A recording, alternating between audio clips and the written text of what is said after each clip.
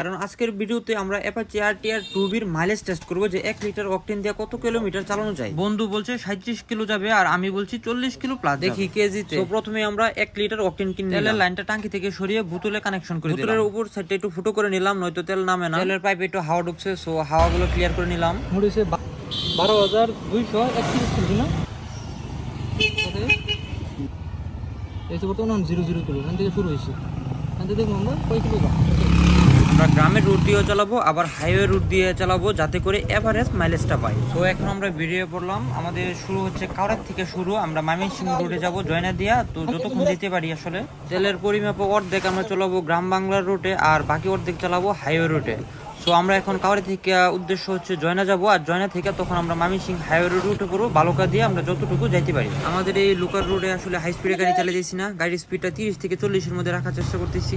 তেল প্রায় অর্ধেকের কাছাকাছি চলে আসছে। কাউরা থেকে জয়না 18-20 কিলোর মতো হবে। সো তেলও প্রায় অর্ধেকের মতো চলে আসছে। এখন আমরা ইনস্ট্যান্ট এই মুহূর্তে জয়না আছি। এখন আমরা হাইওয়ে রুটে রাইড করব। এই পর্যন্ত আমরা 14.8 মানে প্রায় 15 কিলোর মতো চালাইছি। হাইওয়ে রুটে ওঠার আগে এখানে জয়না এই মোড়ে প্রায় জ্যামের মধ্যে 2-3 মিনিট সময় লস করে ফেলছে।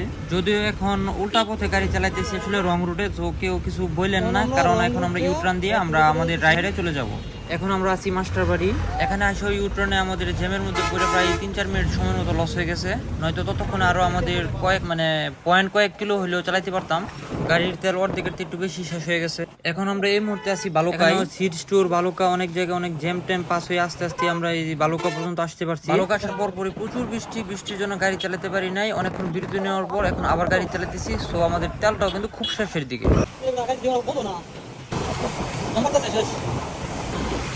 এবার গাড়ি তো বন্ধ হয়ে গেল।